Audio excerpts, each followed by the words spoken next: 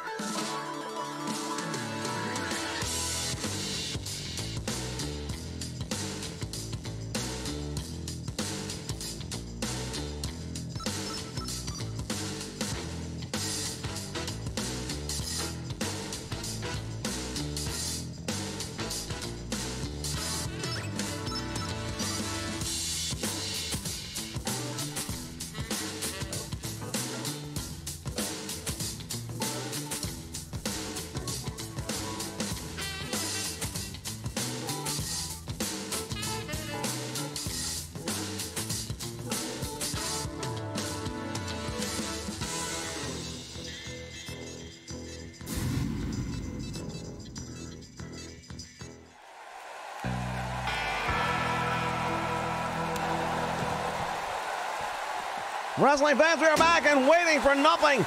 Sting has just attacked Terry Funk.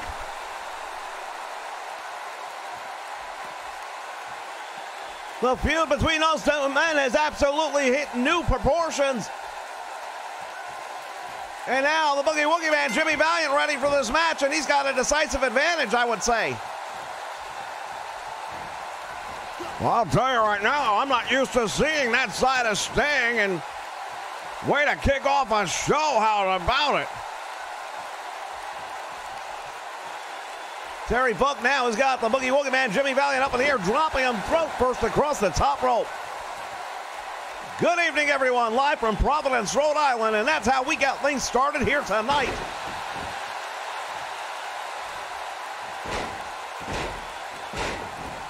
Jimmy Valiant should have an advantage in this match, I would think, after that. Referee using some discretion on his part asked Terry Funk if he still wanted to go, and he said he would.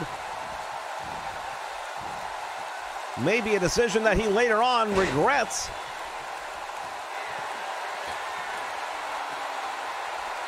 As the Boogie Woogie Man acknowledging the crowd here, and as a matter of fact, we'd like to take a moment to do that ourselves.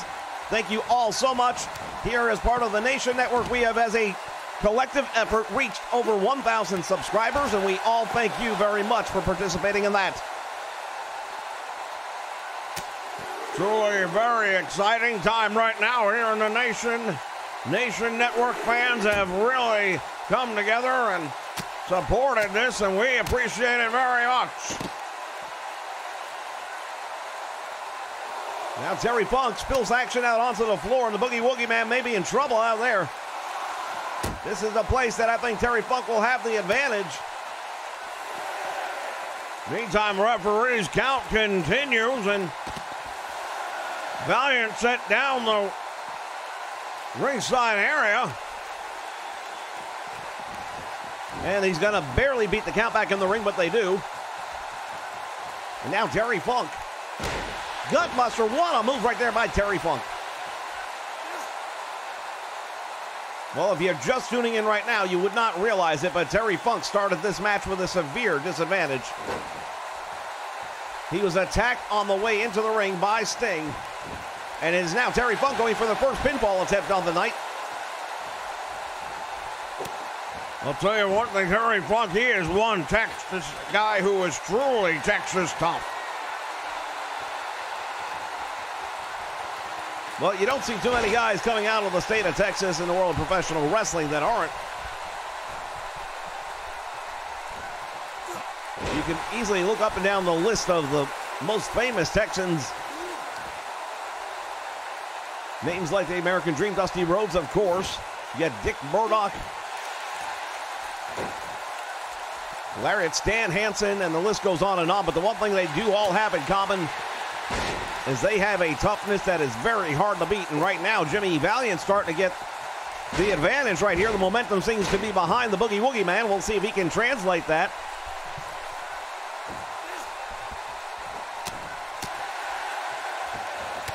As Terry Funk driving a knee right to the midsection. Oh, wait a minute now. Terry Funk with a steel chair. Oh, he caught everybody with it. Well, the Boogie Woogie Man, Jimmy Valiant's going to get the win. Probably not the way he wanted it.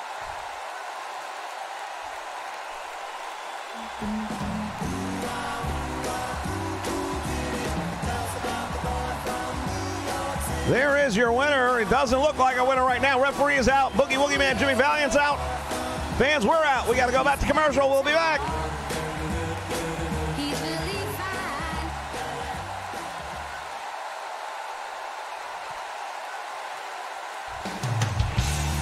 Wrestling fans, this is Ken Rusnick inviting you to join us for AWA, American Wrestling Association wrestling action right here on the Nation Network.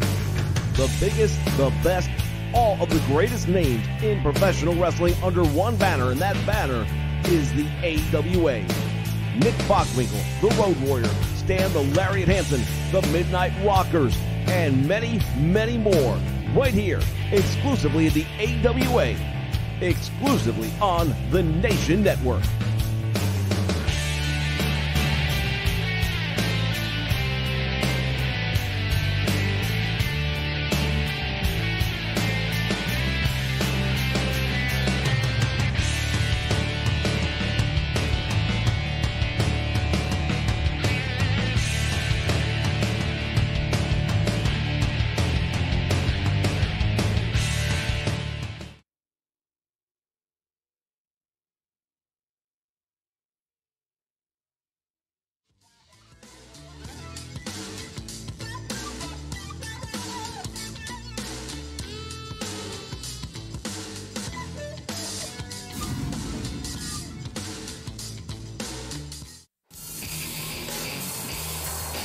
All right, fans, we are back, and look who's joining us now, the Boogie Woogie Man. Excuse me.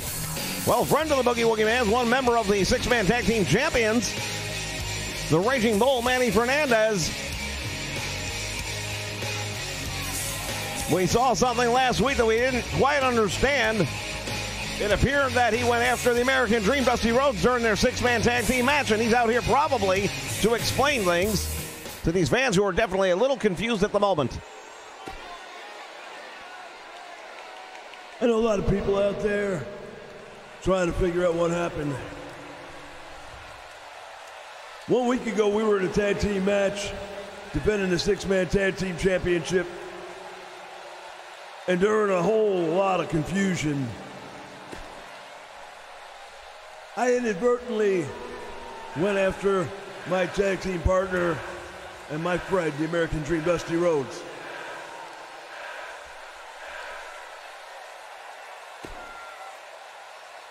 What I want everybody to know is I didn't mean anything.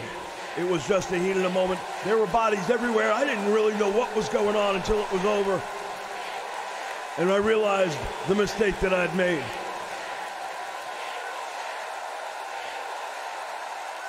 I just want to say right now, I just want to say to American Dream, Dusty Rhodes, and to all my fans out there, I am truly sorry for what happened. It was an accident. It was a spur-of-the-moment thing that just happened.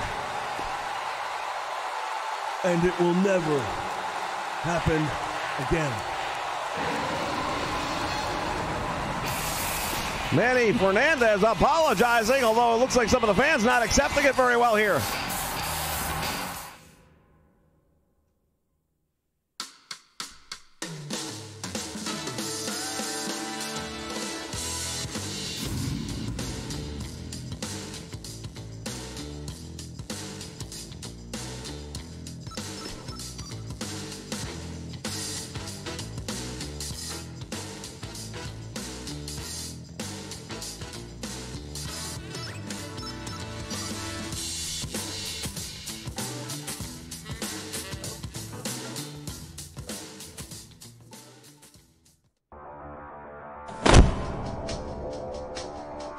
later tonight. After we go off stream, join us over on Twitch for Rise Wrestling. Warriors go to battle. Champions are challenged. Men will win, they will lose. Women will win, and they will lose. Playing field has changed. Amongst them.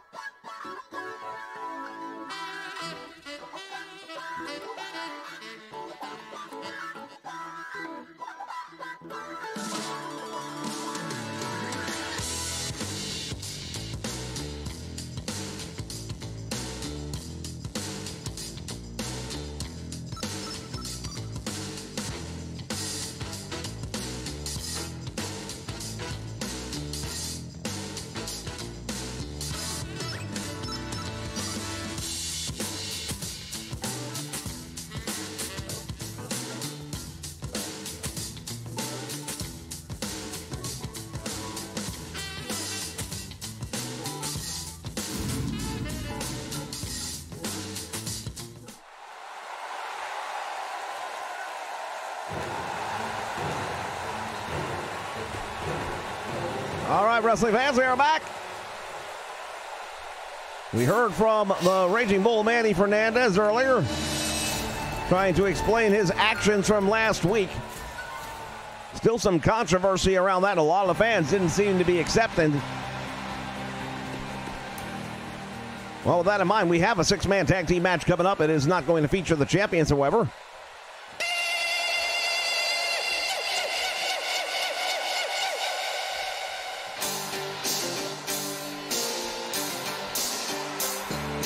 And here comes the Indian Chief, Wahoo McDaniels. You know what? A lot of people don't seem to be real happy with Manny Fernandez and what he had to say here tonight. But that being said, we'll actually be having to hear from, I think, the American Dream, Dusty Rhodes, and probably Jimmy Valiant as to how they feel about it. Well, as he said, the heat of the moment, things can happen. But it just seemed awfully strange to me and a lot of other people that he would have started beating on Dusty Rhodes the way he did. As we get a look at Wahoo McDaniel back here on the roster in the NWA. It's another man who's been absent quite a bit lately. We hadn't seen him in in-ring competition in some time. Hands of Stone, Ronnie Garvin, former NWA World Champion. Well, as we get ready, ladies and gentlemen, for the Great American Bash that is going to blaze its way across the United States, kicking it off on the 4th of July with the Battle Bowl. The Battle Bowl, one of the greatest events in wrestling history. There will be tag teams that are randomly selected from a hopper with all the names in there. You'll get teams made up of people that don't necessarily like each other, but they'll have to compete together, because if you're victorious, that tag team, both members, will go on to one of the two Battle Bowls. Now, after that, the Battle Bowl becomes a Battle Royal of the winning tag teams. And whoever wins the Battle Royal is the Battle Bowl champion and will have a shot at the World Heavyweight Champion, Nature Boy Ric Flair, or whomever it may be, during the Great American Bash. That's right. Most of the contract dates are already filled in. There are still a couple that are available, and one of them was penciled in for the Battle Bowl winner. We expect to have a lineup of the names that the Nature Boy Ric Flair will be facing this year in the Great American Bash, and we are planning to have unprecedented coverage of the Bash Tour right here on the Nation Network, more than we have ever had in the past. Well, I'm always excited at this time of year for the entire month of July and the NWA. We are outside the ring right now as Wahoo McDaniels has this young man, Tyler O'Shaughnessy, I believe is his name. I beg your pardon, that's Sheamus O'Shaughnessy. Tyler Black is his tag team partner along with Lou Fabiano.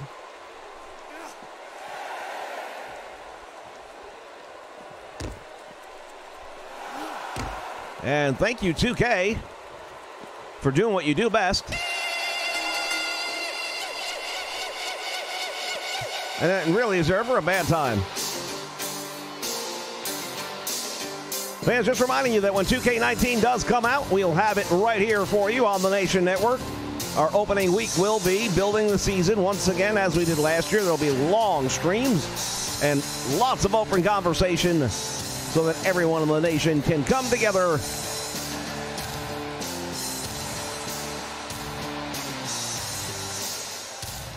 Well, we kind of expected they'd get the win not that way, but there are your winners. Sam Houston, Ronnie Garvin, and Wahoo McDaniel, and we'll be back with more right after this.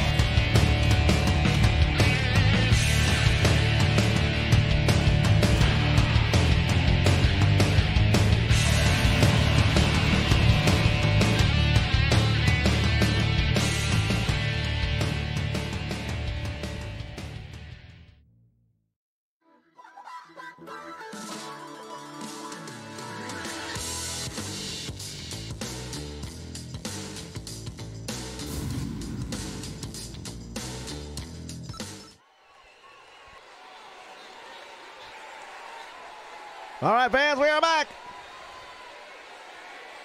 with more NWA action. It's a tag team match right now featuring the tag team champions in a non-title match.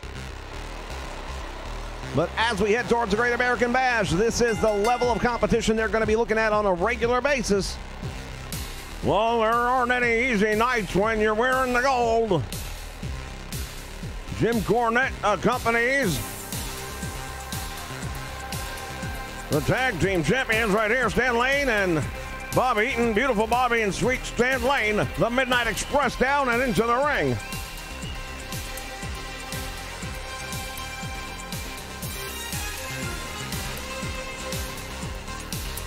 Well, Cornette looking extremely happy right now, very satisfied as he should be. He's got the tag team champions. We're hoping to hear from him a little bit later on. Oh, he's making his way over here to the broadcast booth as we speak. Jim, we just mentioned that we may be hearing from you tonight. Well, let me tell you something. You're going to hear from me. What you didn't understand is while it's a non-title match, and a lot of people have been wondering the same thing, I don't mind telling you, we are not afraid of the Horsemen. We're not afraid of anybody because beautiful Bobby and Sweet Stan have proven they can beat anybody any given day here in the NWA. But when I look at the Horsemen, these guys have been given more opportunities than OJ, man. They want a title shot. They're going to have to earn it here tonight, but I don't think they can do it.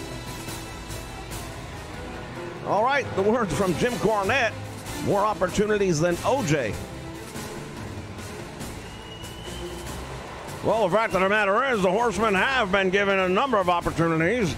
Aside from the six-man tag team title run that they had for a brief period of time, they have come up on the short end of the stick, and that is not boding well with them.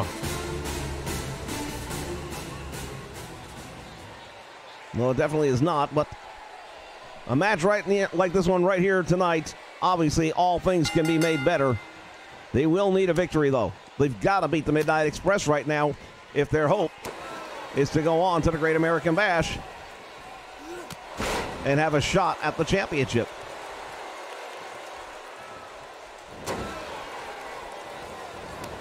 Oh, great move right there by Arn Anderson.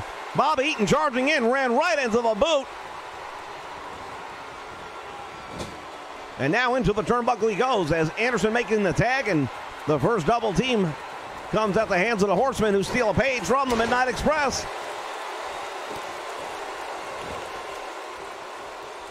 Well, I'll tell you, it's going to be very interesting indeed as we see the Horsemen right now.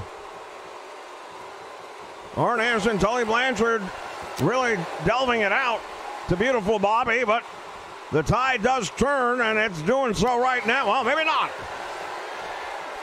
Stan Lane continues to watch from outside the ring as his partner, Bobby Eaton, getting tossed about by Tully Blanchard at the moment. Arn Anderson moments earlier. Driving that knee into the back of the head, bouncing his head off the canvas, and right now I'm not sure Bobby Eaton's foot isn't outside the ropes, but the referee does not see it. Guilty by omission, you may say, but I think the referee missed that one. As we mentioned earlier, fans, we'll be carrying all of the 2K19 action right here as well for you. We are all looking forward and a little disappointed right now with the E3 conference and EA, for the most part, having their spot done, not showing us any of the glitches we can look forward to in the next year's game. Matter of fact, there's been absolutely no mention of WWE 2K19 really at all. That shouldn't be concerning at all. As Anderson just drops Bobby Eaton into the top turnbuckle.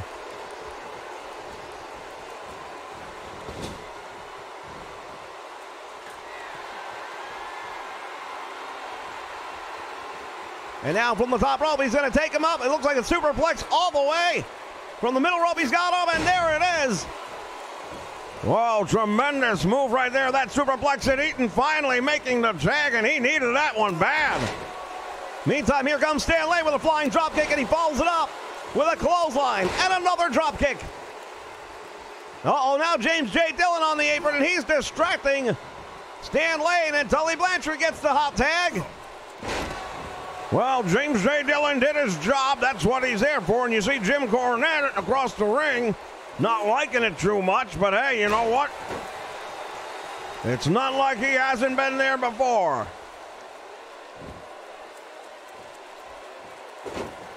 Going to work on the leg right now of Stan Lane. And now choking him out.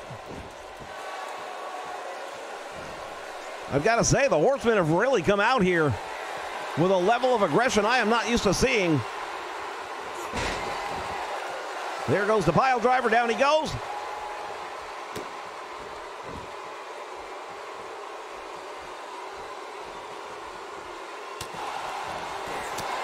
Back elbow by Tully Blanchard just stunned Stan Lane. I think it stunned Jim Cornette, too. He's trying to figure out what's going on with his champions here tonight. Now, I'll say everybody's got an off day, and this might just be one for the Midnight Express. We'll have to wait and find out. Stan Lane waiting on Tully Blanchard to get back up to his feet, and he catches him with a belly-to-back suplex and nearly folded him in half with that one. Hooks the leg. That could be enough. 2 count and 3. No. Thought he had him. Oh, that was a close call right there for Tully Blanchard.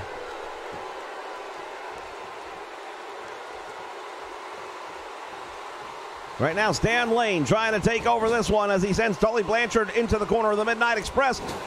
Blanchard doing the right thing, getting out of the enemy territory as quickly as possible because you don't want to be in there, especially with Jim Cornette nearby. And now Bobby Eaton distracting the referee in the Midnight Express. Double team, Stan Lane taking advantage. Oh, that's what the Horsemen do best. Brainbuster, I believe. It's all over. No, I believe it was more of a suplex, but I'll tell you right now, either way, Stan Lane rebounding well from it. That may have been an act of desperation.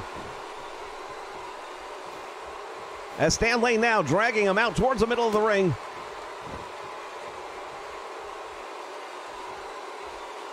Winds up the arm. Comes down over the shoulder. Going to try and separate the arm of Stan Lane by doing that. They can pop it shoulder right out. Look at Anderson grinding the face of Stan Lane. I'll tell you what, he's called the Enforcer for a reason. Oh, he's doing the enforcing right now in that turnbuckle. Choking him out. Well, I think the Horsemen may be a little upset at the fact that they didn't get a title match here tonight. Spinebuster on Stan Lane. And as I alluded to earlier on, there are no easy matches going into the month of July for anyone wearing gold. Gutbuster by Stan Lane. Will he be able to finally make the tag out? Well, maybe if Bobby Eaton was paying attention. Jim Cornette has reason for concern in this one. They can still pull it off, but I'll tell you, something's going to have to change quickly because right now, the Horsemen are the ones really doing the number.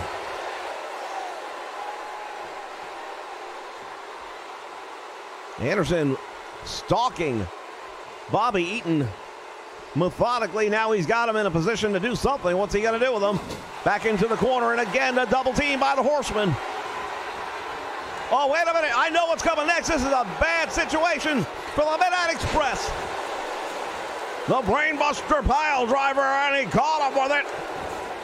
Stan Lane going to try to, and he's going to make the save, but just barely getting there in time. This match would have been definitely over, and now Stan Lane rolls out to the floor. Tully Blanchard with the opportunity now to see if he can maybe put him away. Well, Bobby Eaton slipping out the back door and instead turns the tables. Tully Blanchard, the one who ends up being slammed or dropped on the back of his head. And now Eaton following up off the rope, realizing he has no one to tag to. He looks across and makes contact with Jim Cornette, realizing there is nobody else outside the ring for him to tag.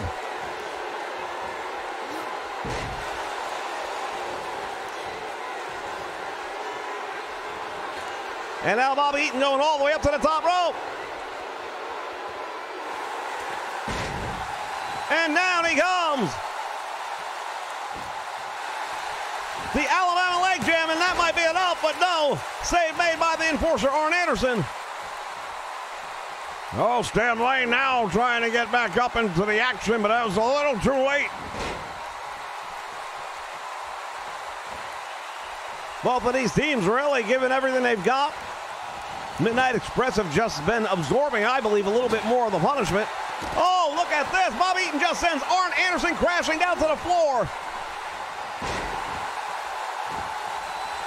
Tully Blanchard on the receiving end, and now let's see what happens here. I'm looking at Stan Lane on the apron, and that rope is the only thing keeping him up.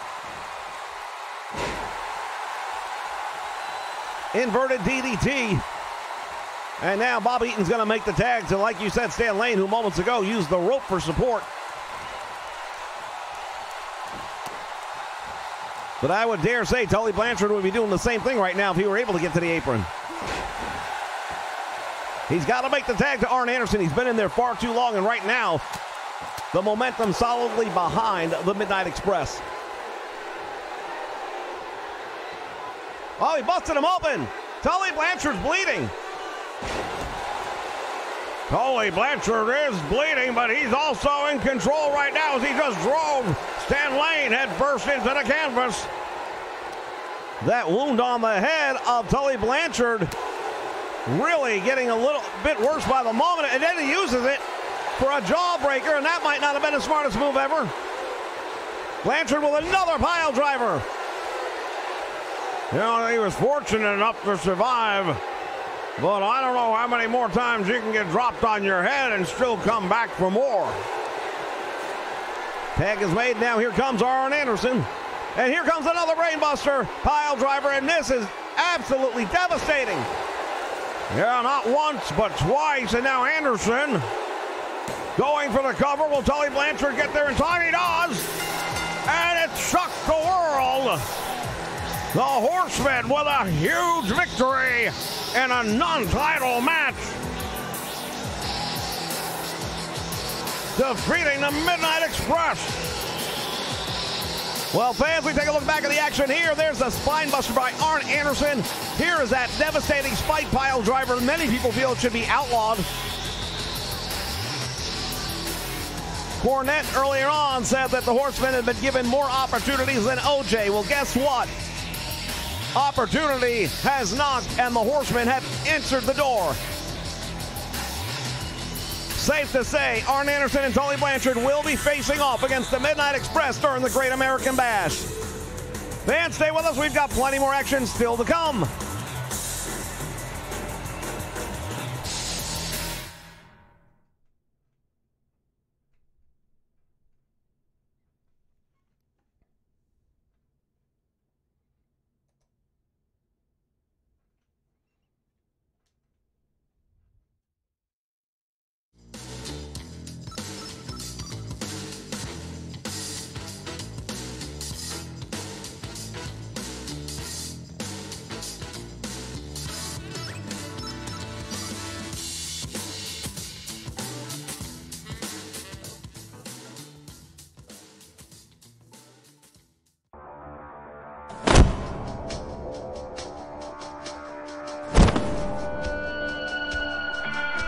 Fans, we invite you to join us as soon as this broadcast ends over on Twitch.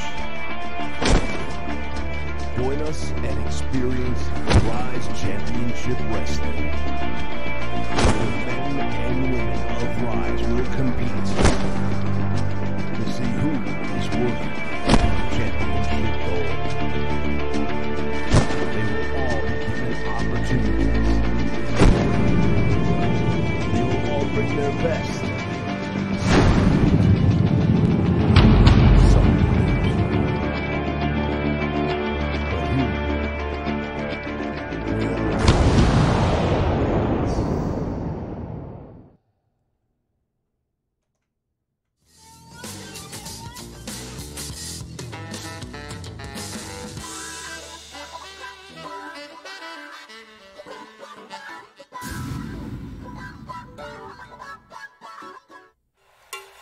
All right, fans, we're back and joined by the American Dream, Dusty Rhodes.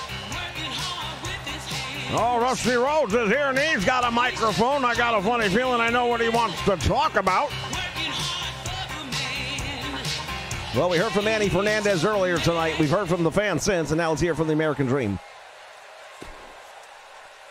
Now, ladies and gentlemen, I've traveled down many, many roads in this world. I've sat in the alleys eating pork and beans, and I've dined with kings and queens, and now I'm here to tell you, baby, the Dusty Rhodes American Dream coming to a bit of a crossroads, if you will. Because you see, I remember the six-man tag team championship. My own partner last week decided to put his hands upon American Dream Dusty Rhodes. Now, he come out here early tonight and tell everybody, including the American Dream, that it was just a mistake and an accident. Well, American Dream is willing to let bygones be bygones, and Manny Fernandez, I understand about the heat of the moment. I understand about passion and fury. But I want you to understand also that while the American Dream, Dusty Rhodes, is a very familiar and forgiving man,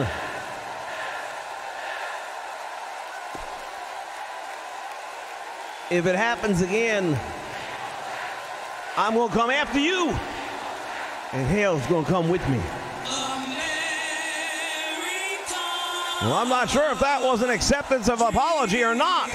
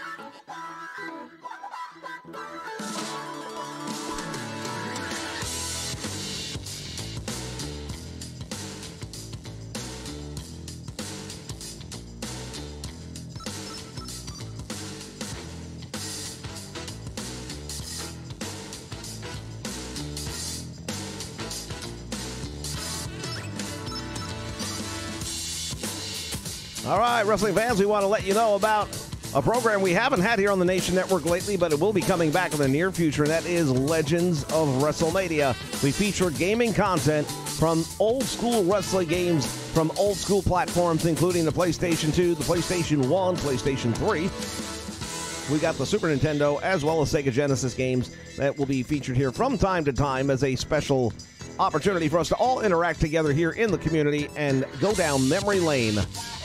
Look forward to that coming up again in the near future right here on the Nation Network.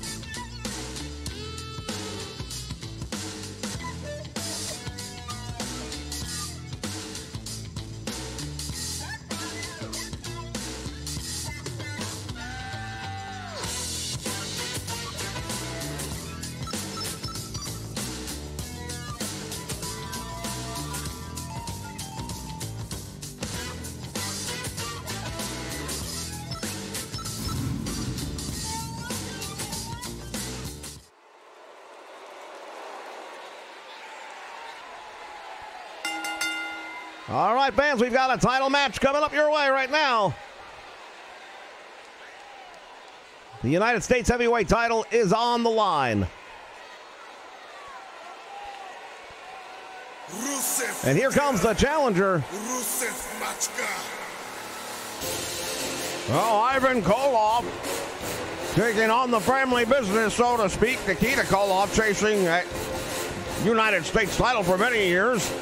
Had it for a while, about a year ago, took it all the way to Russia.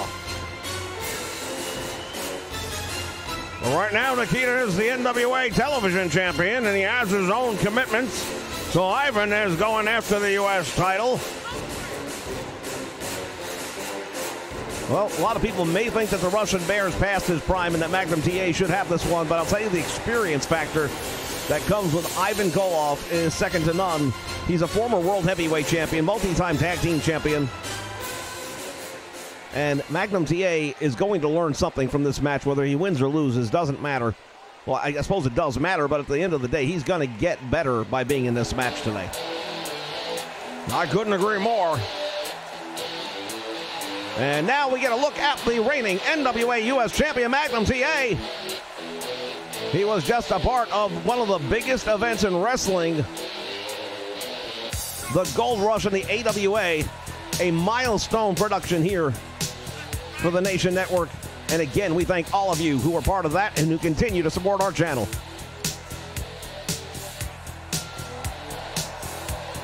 Magnum TA was successful in his title defense, taking on Mr. Saito, a name world-renowned, and a very tough challenge for the champion.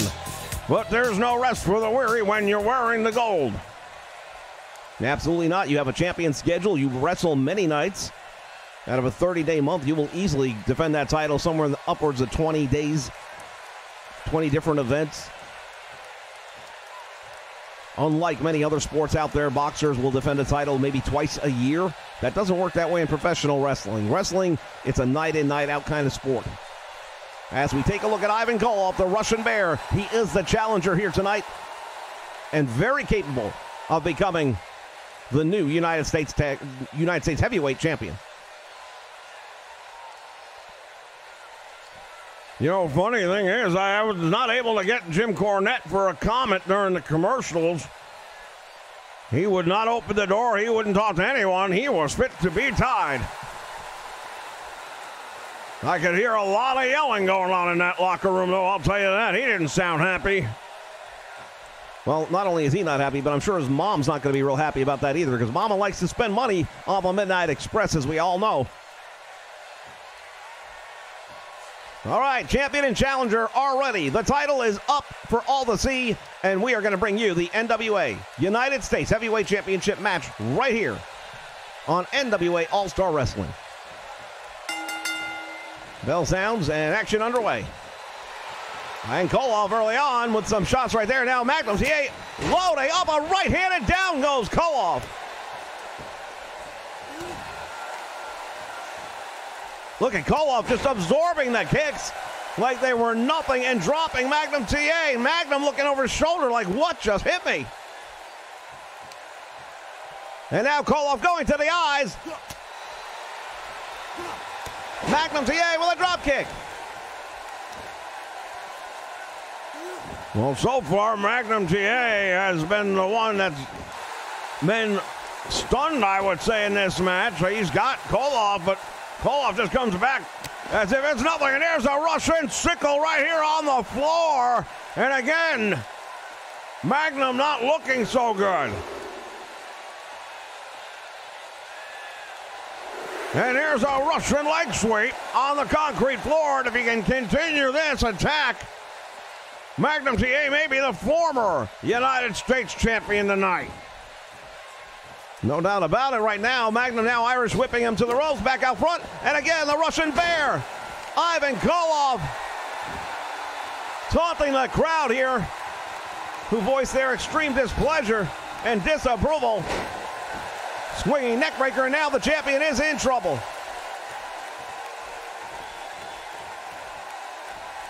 Oh, Magnum TA had better figure something out and figure it out soon, because the Russian Bear is making this look way too easy.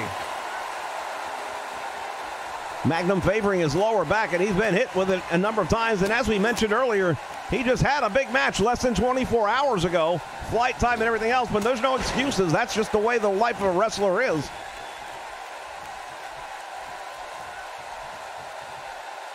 Ivan Koloff had to be looking forward to this, knowing Magnum would be less than 100%. And now the champion with a big body slam, and he acknowledges the fans, but that's a mistake in my opinion. He should be focusing on Ivan Koloff. The challenger using the ropes to pull himself up, and Magnum TA now with a clothesline, sending Koloff all the way out to the concrete floor. He landed hard, and I think Koloff may be injured. Magnum right now going after the leg of Koloff and drops him down. Oh, my word. Well, I believe Koloff is done having kids, but if he wasn't, he is now. No doubt about it. That was brutal, but Koloff again battling his way back as these two continue to brawl outside the ring. And another shot right there by Koloff.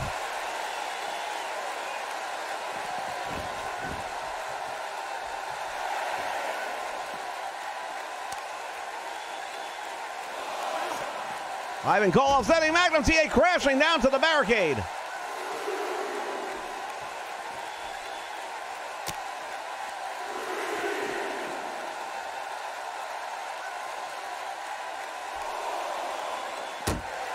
Driven him head first into the veil, and now Magnum's been busted open. Magnum TA indeed is in trouble. But he turns the tables by using the stairs. All right, Magnum TA, I think he's been fired up since seeing the color of his own blood here in this battle.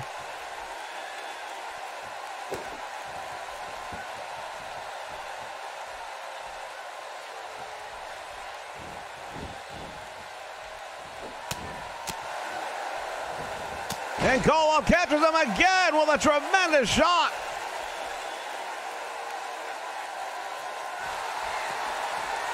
The challenger now with a neck breaker, and Magnum TA is in trouble.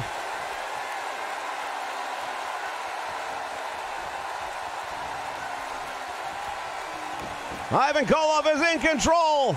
The champion is in trouble. But he continues to try valiantly to fight back, and he is not having much success with it.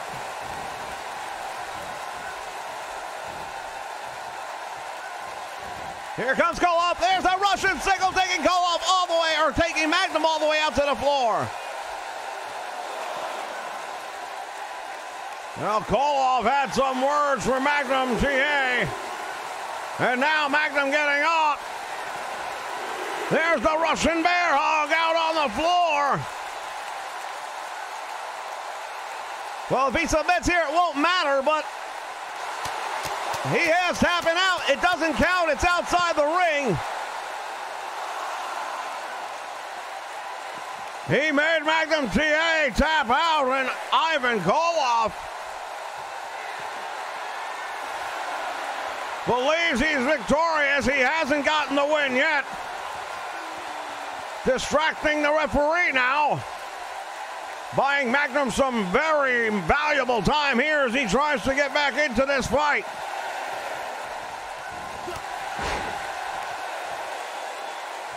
Well, I don't like the way things are looking right now for Magnum TA, and I would not be at all surprised if he were to drop that title here tonight based on the way this match is going.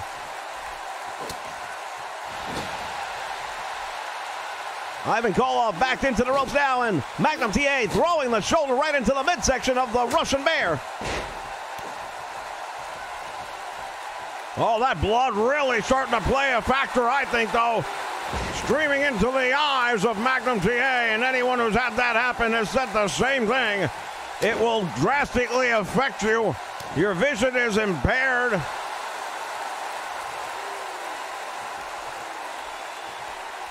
And now he gets up and out. Belly-to-belly suplex, and Magnum TA's got it. Magnum hits with a belly-to-belly suplex, and now Ivan Koloff is down. There's one. There's two. And he got him. What a win for Magnum TA, but at what cost? Well, I can tell you what, I can hear it already. Ivan Koloff will have a claim that he made him tap out, but it was outside the ring. It did not count. You have to do it inside the squared circle for it to count. There is your winner. He is still the NWA United States Heavyweight Champion, an exhausted Magnum TA. But definitely a worthy champion indeed. Fans, stay with us. We'll be back with more. Wait a minute. What's going on? Hold on. Oh, whoa. You know something? Everybody else just saw what happened. The Russian bear. Ivan Koloff, I was victorious. I make Magnum TA tap out. I make him tap out. Magnum TA, you are a bleeder. And I will get the United States Championship. All right, fans, we're going to take a break. That's Ivan Koloff. We'll be back. Give me a break.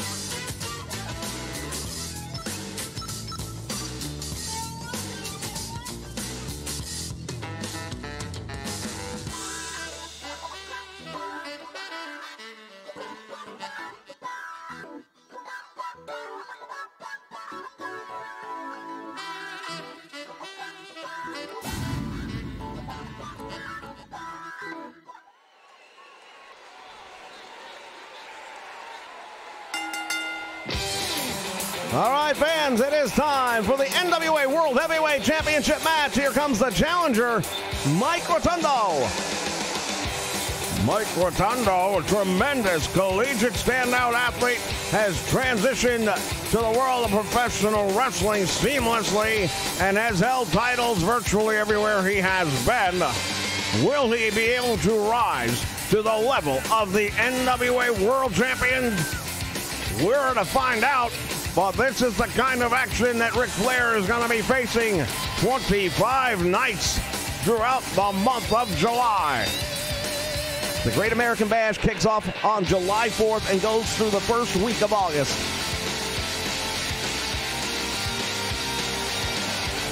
On July 4th, it will be the Battle Bowl.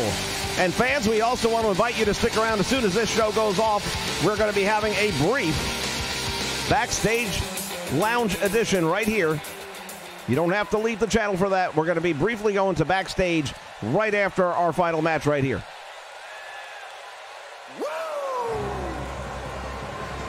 And here comes the champion. The NWA champion from Charlotte, North Carolina, the Nature Boy, Ric Flair.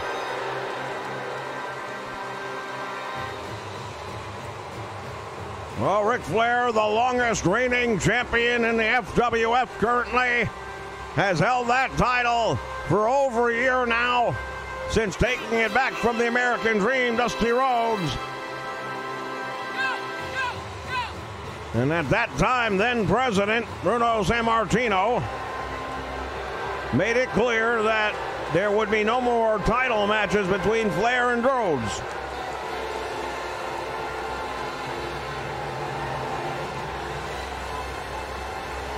Well, there's no doubt about it. Those two men had a feud for the ages. And I, for one, would like to see them get it on one more time.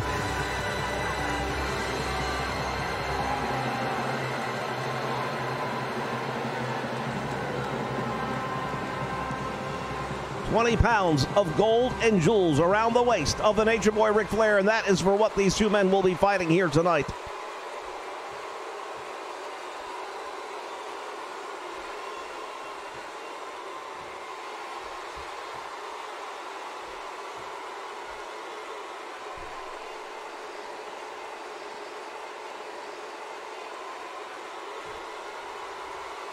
As we take a look at the champion from Syracuse, New York, Mike Rotundo. Tremendous wrestler. He's been all around. He's fought in many different organizations, most recently NWA's Florida Championship Wrestling, where he was also very successful there. Was not quite able to attain the championship of the state, but definitely was in the running for it.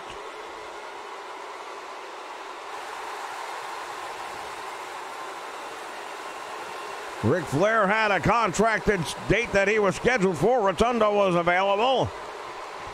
And then we've got the match. And as qualified as Rotundo may be, I don't think there's anyone in this building here tonight, except perhaps for Mike Rotundo and his parents, who think he's going to be the NWA World Champion. But anybody can be beaten on any given day. Somebody said that once. Yes, indeed he did, and I believe somebody is Ric Flair, and he ran right into a DDT. Yeah, well, I'll tell you what, the Nature Boy Ric Flair, look at him, he's down, and Mike Rotundo, he's going to try and get a quick win right here for the title. You can't blame him for trying because Flair clearly dazed by that. So much for the feeling out process right here. Rotundo catches him with a mid-shot, a shot to the midsection, I should say. Tremendous uppercut, and Ric Flair rolling outside the ring. Look at the look on the face of Flair. He can't believe what's happening here. James J. Dillon better get the troops under control because Flair is dangerously close to becoming the former champion. And he goes immediately to the knee of Rotundo, and we all know why. He wants to put that figure four leg lock on, and he wants to do it sooner rather than later after the way this one began. Back elbow right to the face. And again, attacking the knee. Ric Flair is the master of the figure four leg lock, and he will continue as many times as he needs to. And now you see Rotundo bailing out. All right, Flair showing off a little bit here. Doing some of that profiling he's well known for. Both men go for the move, and they both miss. Rotundo with a front face lock on, and now he gets him up in the air. Could not hold him, and the Nature Boy Ric Flair delivers a DDT of his own, and now Mike Rotundo.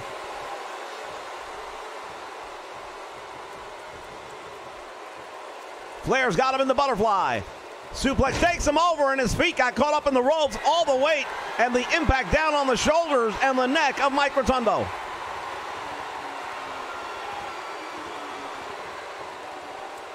Well, Rotundo now on the apron, and look at this. Flair just hit the shoulder right to the midsection, and Rotundo on the floor in pain. Well, Ric Flair calls himself the dirtiest player in the game, and right now is the opportunity for him to prove it. Mike Rotundo fighting back now, and Flair again attacking the knees of Mike Rotundo. On the concrete floor. Mike Rotundo really starting to absorb the punishment, and this could be devastating. Pile driver on the concrete, that might be all she wrote. Rotundo holding his head and his neck, he's hurt.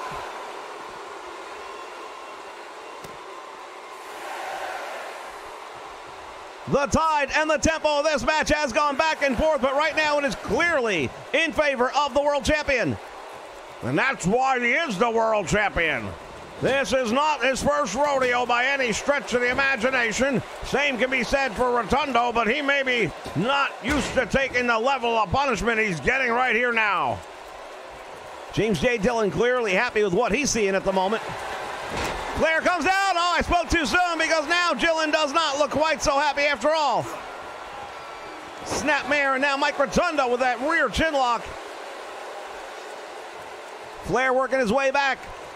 Up to a vertical base, elbow right to the midsection. There he goes again. Rotundo, great job of throwing the champion off. Face first to the mat he goes. Oh, Flair countering Rotundo this time as he went for the leg. Hard to say what Mike was going to do. Now Rotundo has the leg. Snaps it over, and that's going to do some damage to the knee of the champion. Flair fighting off the ground to get back into this one. A lightning chop to the chest. Oh, come on now. That's a bimmy to the Jimmy right there.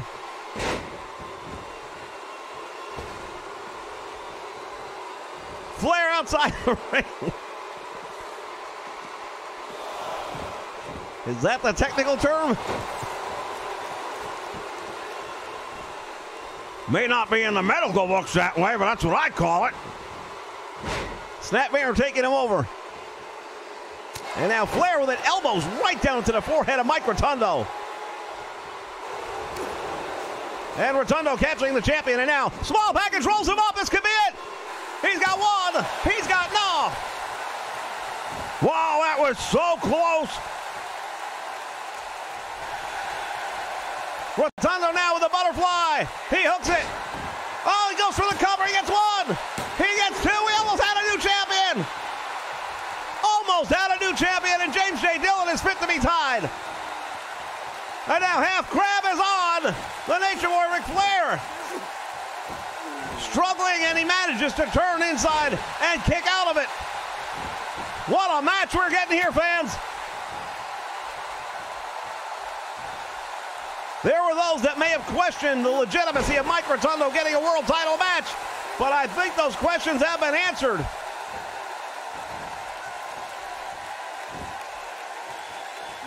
Rotundo bringing the champion out towards the middle of the ring, snaps that neck of Ric Flair.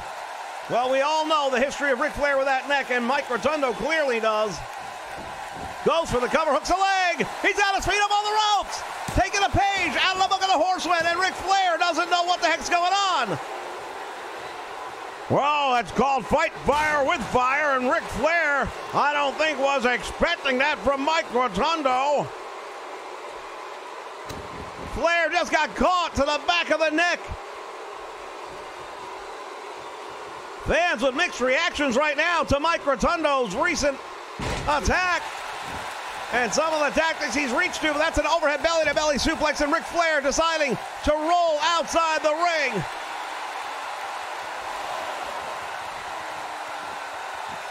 Mike Rotundo so close right now to making history. Both men collide. Flair with a jawbreaker, and down goes Rotundo. I think he's out. Oh, and Flair right now starting to feel it. Stomping on the back of the knee of the challenger. Now Flair.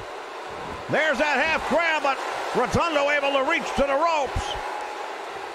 Maybe in 2K19 they'll actually reach to the ropes. Plants a knee right to the midsection, and Rotundo on the receiving end of a big elbow by the Nature Boy Ric Flair. Flair comes down again, and he missed.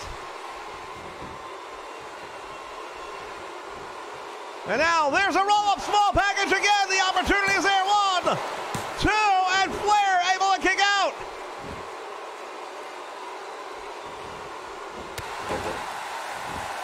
Drop kick by Rotundo.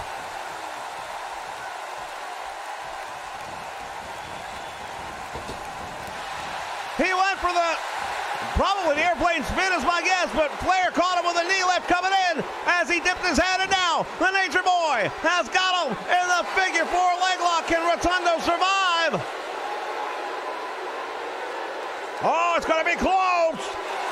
It's over. What a match. What a match! The Nature Boy Ric Flair victorious here against Mike Rotundo in a match that was worthy of main event status. As we take a look back, there was Flair missing from the middle rope, and that did some damage. Look at this suplex right into a bridge. Tremendous Tigerplex. Snapmare, and again, the challenger did such an amazing job in this one.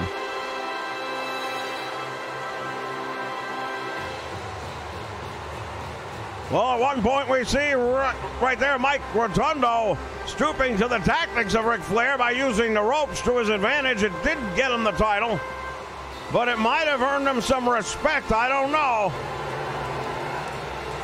Well, ladies and gentlemen, there he is, your winner and still the NWA's World Heavyweight Champion, the Nature Boy, Ric Flair. Fans, we invite you to stick around. We're going to have a very brief Backstage Lounge edition right here with all of you with the Nation Network. Until next time, Tony Schiavone saying so long from ringside.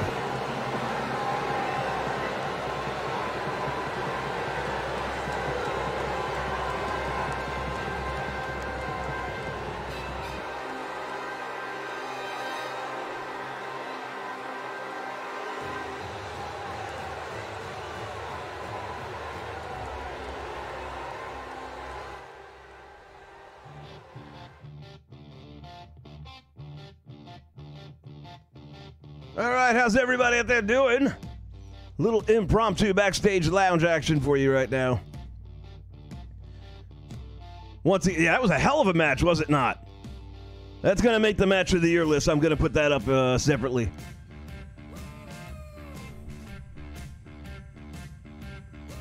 Very happy with the way that one turned out. So, hey, listen up. First off, again, I can't thank you guys enough.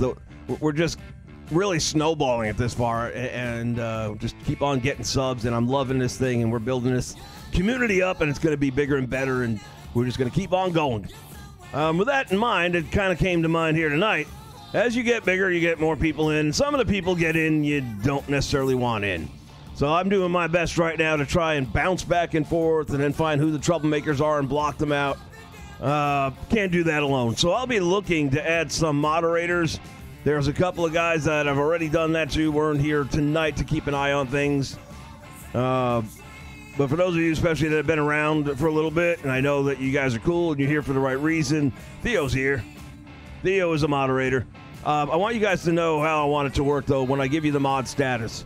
If somebody's in there just being an ass, give them a verbal warning. I mean, like the dude earlier talking about beans or something. It's like, hey, dude, we don't play that here. You want to hang out and be cool? We're cool. And then if he continues being an ass, just ban him. That's it. I don't believe in timeouts. Screw that shit. If you can't behave yourself, get the hell out. So you guys, that's why I make you moderators, because I can't keep an eye on the chat and do everything I do at the same time. But make sure the chat area stays cool. That's all I'm asking for. People want to talk. They have different opinions. I don't care about that if they want to argue wrestling or whatever it is. I don't want to see the world of politics getting dragged in here. There's enough of that in the world. This is an escape. That's one of the reasons why I really haven't used the Donald Trump caw in the games too much anymore. I'll just reference him as the president, which I still think is the right call to make because he's in the WWE Hall of Fame and he is the president. So who better to be the president of the FWF?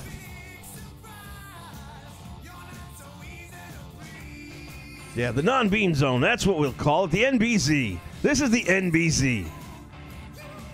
I won't remember that after tonight, so I'm going to rely on you guys too.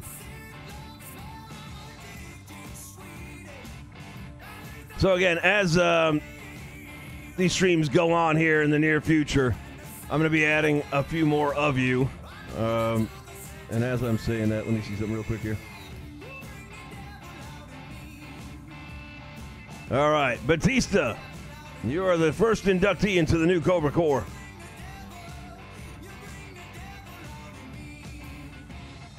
And I got to get a hold of Tim as well, and then Theo we've already got.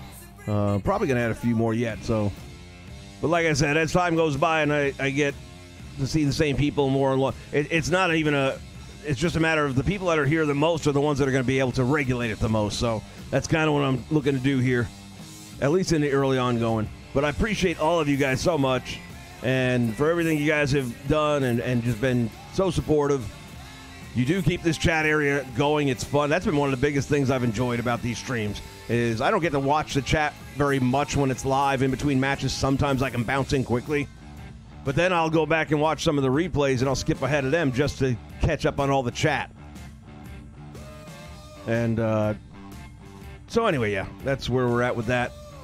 I'm kind of scrolling back over some of this right now, so I'm getting a kick out of it. All right. Well, guys, again, I thank you very much. And give me about 5 minutes, and if you are so inclined, you can join me over on Twitch TV. Go to Twitch and search for Vince_McSham, and we're going to be bringing you some Rise Wrestling action. And I got to tell you, I don't like today's product if I have to watch it, but I'm enjoying booking it because if they do what I'm doing, they probably wouldn't have such shitty ratings and bad live gate attendance. But what do I know? I'm just a smart fan. Like, that's a bad thing. Well, I'm the guy that used to pay you money that doesn't anymore. That's who I am. And I know I speak for a lot more people than you want to give credit to, so it's all good, man. I mean, think about it. If the WWE went bankrupt, I know it's a stretch, but if it happened, then there'd be no more WWE2K, which is good because then some other company would come along and make a good wrestling game.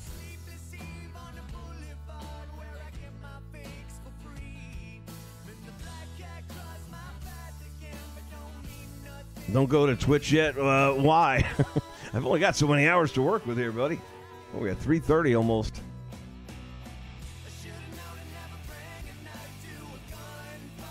So again, the easiest way to find me is to, well, if you look back on any of the last streams, it's on the scroll ticker in the bottom. But also, just go to Twitch and then do a search for channels. There's a little magnifying glass. Go up there, and in that little box there, just type in Vince and then an underscore space and McSham, MCSHAM. And that should pretty much take you right there.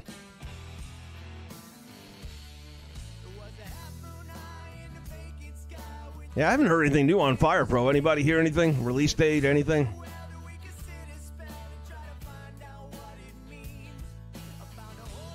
Yeah, you know what? I totally forgot about that. Yeah. You're right. We're stuck with it. So you got $2 billion and we got a shit game. Thanks, guys. That sounds fair.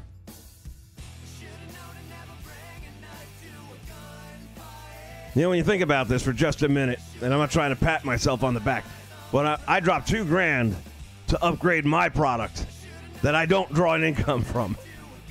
And the WWE gets how much? $2 billion? And we're still going to have a substandard piece of shit gaming company making a substandard piece of shit game.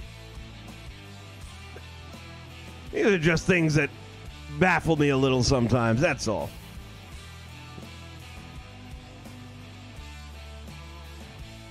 Thanks, Turbo.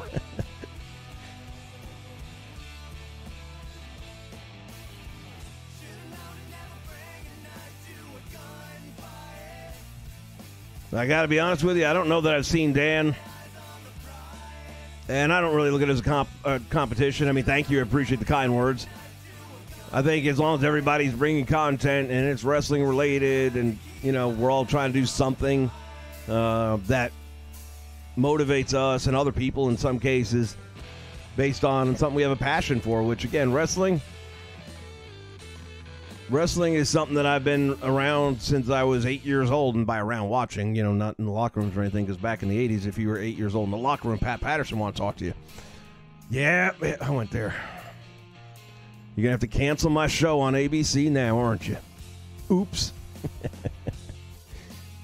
You know, how sad is it to sit here and think, if only THQ survived? I hated everything about THQ until we got 2K, and I thought that was going to be an amazing step up. I thought we were going to smoke through it. As a matter of fact, I made the argument that it should be EA, man. EA Sports does it all, And, man, I'm just thinking what that would look like today. Microtransactions so that you can enter the ring. You'd have to have a microtransaction to get a 1 count, and another transaction to get a 2 count, and another. You'd have to have an open wallet during a match just to compete if EA had this thing. Piss on EA.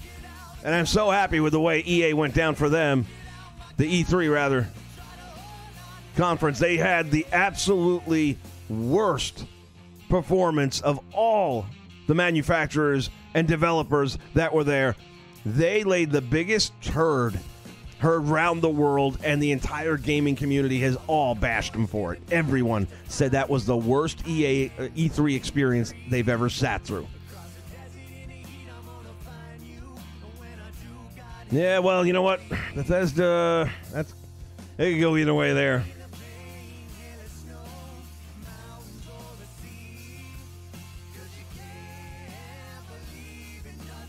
Turbo, I'll take a look at your stuff as soon as I get a chance, but it probably won't be until after the next stream gets done.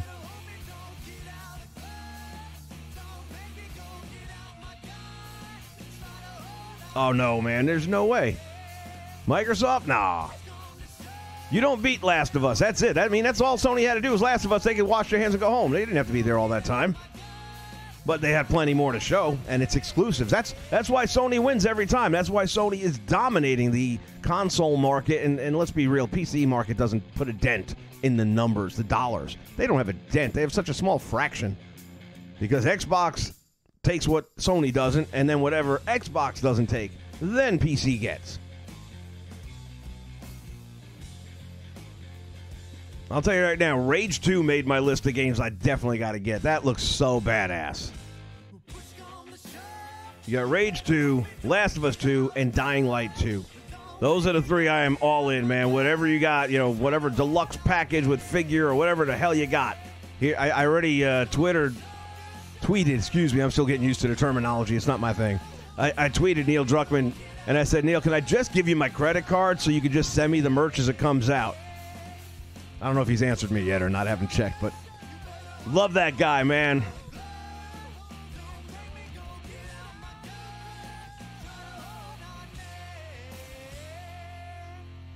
Yeah, Rockstar definitely. I mean, if you look around, there was a video, and I forget which year it was for, but it was like if this gaming company made WWE2K, let's say, or WWE 19, it would look like this.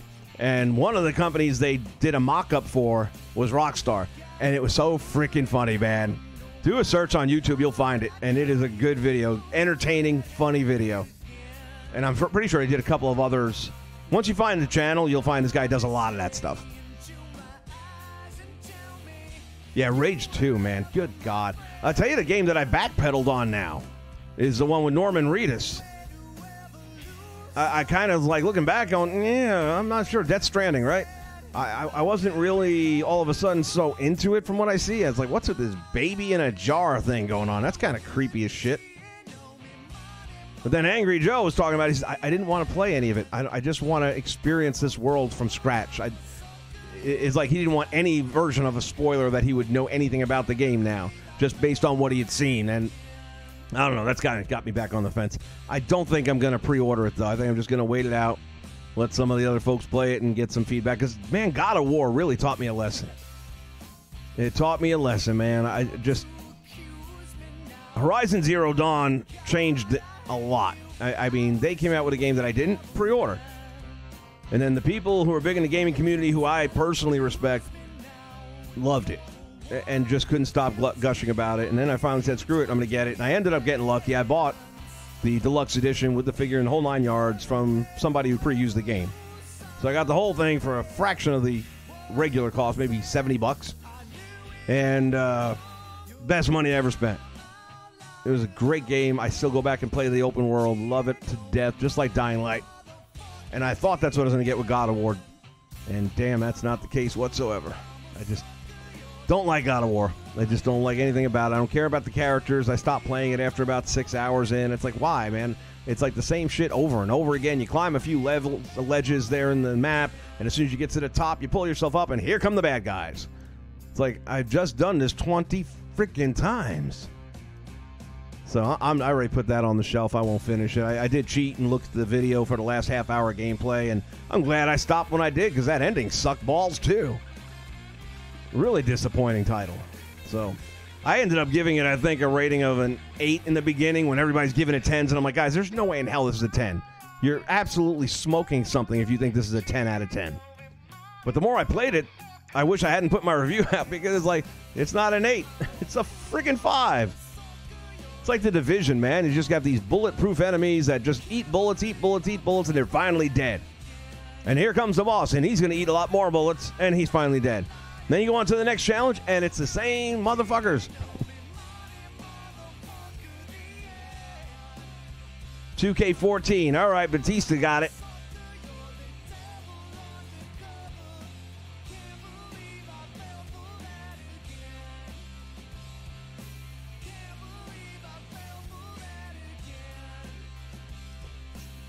Tell me what this means. Yeah, well, I'm not too sure 2K doesn't do that right now.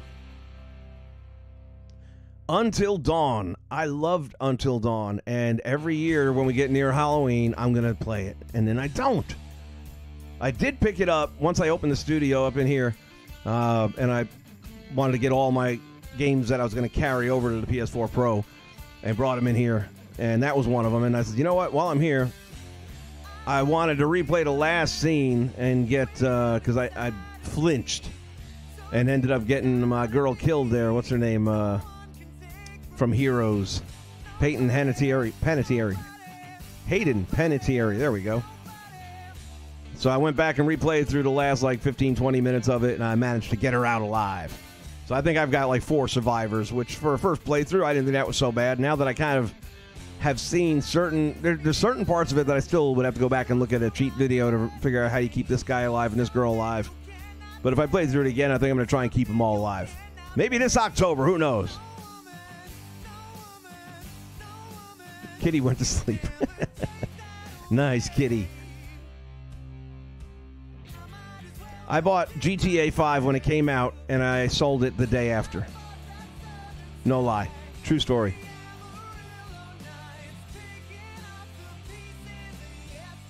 I will not understand, and I know that I'm one voice in a very large group of people, and I am the dissenting vote.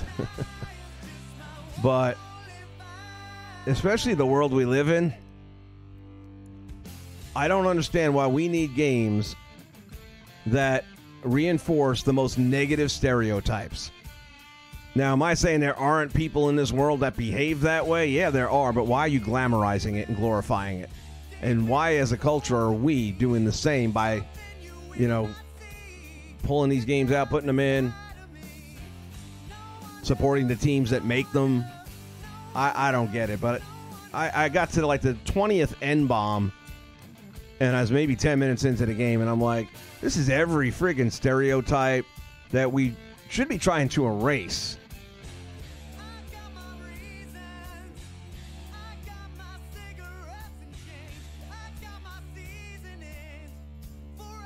Yeah, the last scene in Dawn, my God.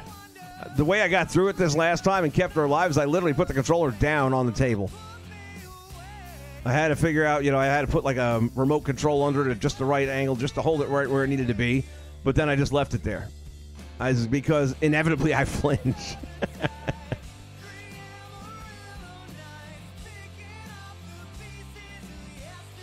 Yeah, Death Stranding's the one I talked about a little while ago. It's got Norman Reedus from The Walking Dead, and I am the biggest Walking Dead fan, man. They're coming here in August, and part of the reason why I've been kind of dealing with these neck issues right now the way I have been, which is getting needles. I just got them done earlier this morning again. That's supposed to help shrink some of the swelling in the affected area that's pinching on the nerve. Won't necessarily fix the problem. It could, but not likely. But it buys time, and the reason I've been doing that route is I want to get through the middle of August because the Walking Dead convention, the Walker Stalker, is going to be here in Orlando. I've already got my tickets paid for. I've already got some passes to meet certain celebrities, get pictures taken with them, and all that kind of stuff. I'm a good $500 into this thing already, and I'm not going to be there for that. So that all said, big fan of the show, big fan of Norman Reedus, and I was all about this game until I saw these gameplay videos that came out at E3, and I gotta be honest, I'm kind of taking a back step a little bit. I'm not sure if I'm still into it. I don't think I'll be getting it with an advanced copy order because this is one of those things where it's kind of feeling like God of War to me. It's getting so much hype. I just don't think the gameplay is going to live up to it. So I'll let other people do it, and I'll watch it for a week or two and see if it looks as something I'll like, and then I'll go get it. But it won't be a release day thing for sure.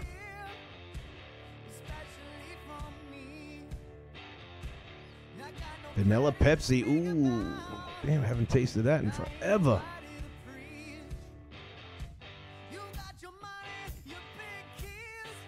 I was just watching a quick clip of a local news broadcast here earlier, and they're talking about this guy who got a settlement, a lot of money, and went out and got a food truck, a family business, okay? Spanish guy, he's got I forget which cuisine. It could be Argentina, I'm not sure. But, some cuisine that you don't generally find easily in America. And his dad's in the truck, and he's in the truck, and all he's doing the interview with the guy, and he's like, I just want to find, this is something where you can give back to the community, and you can allows me to like share my love through food. And I'm like, ew. Do not eat. Don't eat that. Put it down, man. What's that secret sauce you got going on in there? No. Put that down.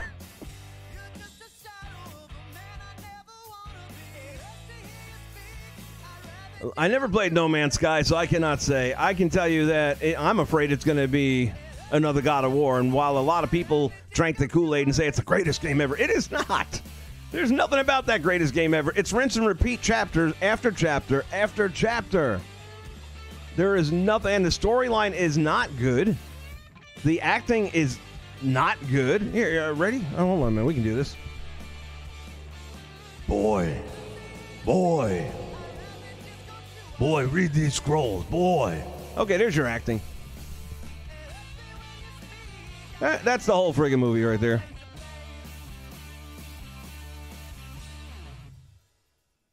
Thank you, Daymaker. Thank you. Couldn't do it without all of you guys, that's for sure, man. He said, you sick son of a gun, man. Well, let me know how it tastes, because I ain't eating it. Oh, mercy. All right, guys, I got to get this other stream up and running here. So, like I said, love to have you guys pop on over there. If you haven't checked out the Twitch channel yet, I'm settling in on what I want to do with it because I didn't know in the beginning. So it's an emergency backup plan is what that happens. If you ever come to say, hey, what's going on with Old School? Why can't I find his channel? Because YouTube is a fickle bitch. And there is no talking to them. There's no human being on the other end. You won't even get a representative if you're not in that, like, 50,000 subscriber range or better. You don't even get the email address. You just get to post comments up or a bunch of mods give you bullshit answers. And then the last one I got for my nephew's channel that I share with him, which is the gaming channel, and we can't live stream on there right now for a bunch of bullshit. And I called them out on the bullshit, and they removed the strike. But what they're not doing is letting us live stream. So when I post my comments up saying, what do I got to do? What's the holdup? Some dude responds in my inbox, in my Gmail, saying, well, just give it a little more time because even though it's like a 90-day thing, and it's past 90 days on top of it all, he said it can take a little longer for the system. System my ass is obviously just some schmuck doing this unilaterally. But when I try, and then he says, send me the link to your page. Well, you can't. It's not, he didn't email me from an email, so I can't send him anything. It comes back with that Damon error request, whatever bullshit, from when you're sending back email to something that can't receive it. So it's like they're too stupid to know their own shit. So anyway, if you ever get here one day and all of a sudden you find the channel's not happening, or all of a sudden there's a long stretch with no video, pop over to Twitch, which is where I will have posted what's going on, and that will be the new home if that ever happens. But in the meantime, hoping that does not happen, I'll have Rise Wrestling is the flagship program over there, and that's going to be today's stars booked the right way. And if you haven't already seen the last couple of episodes, jump over there and check them out. I think you'll like them. I'm having a lot of fun with that, too. And the other thing over there will be kickoff shows for programs on this channel. So like we did earlier with the Gold Rush kickoff show went on that channel, hyping it up to come over to this channel.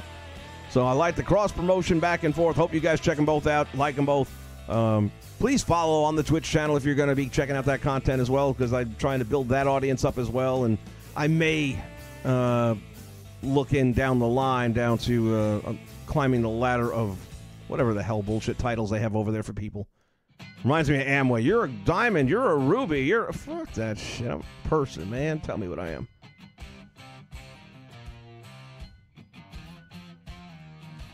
They call the kid boy. Yeah, that's all. It's the father-son. So you have Kratos, who's the father, and I forget the son's name off the top of my head. It's irrelevant. And there's no father-son relationship. I mean, if you look at The Last of Us, I'm presuming everyone's at least seen some of it or played it or what have you. That relationship between Joel and his daughter Sarah was only 15 minutes old. And the connection between the characters and me as the player was overwhelming in that short a time.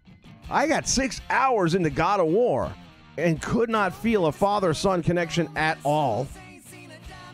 It's clearly a relationship where, you know, God's been out busy doing work, so he hasn't been around for Junior very much. But there's just no... And yeah, he doesn't even call him by his name. Arturo, there you go. Thank you, Bishop. And again, the channel name is Vince_McSham. So that puts that little space between Vince and McSham. You got the underscore. But yeah, right from the beginning, it's like the opening scene in God of War is the funeral for Atreo's mom, who we didn't get really to know very much. And apparently, Kratos is not good with the women, man. His wives all seem dead. But right from the opening scene, it's always, you know, boy, come here, boy. Stay here, boy. Listen to me, boy. The whole friggin' thing. It's like, what the fuck? Hey, a lot of people thought it was a 10 out of 10, man. And not just the metagame critics. A lot of the fans. I think somewhere there was a big party with a bowl involved, and I didn't get invited. I mean, this was the biggest case of the Emperor's New Clothes that I could possibly equate a video game to. Don't tell me the Emperor's clothes look amazing. He's fucking naked. And he's got no dick. See Kratos swinging that big axe. I'm like, yeah, that's making up for something, isn't it?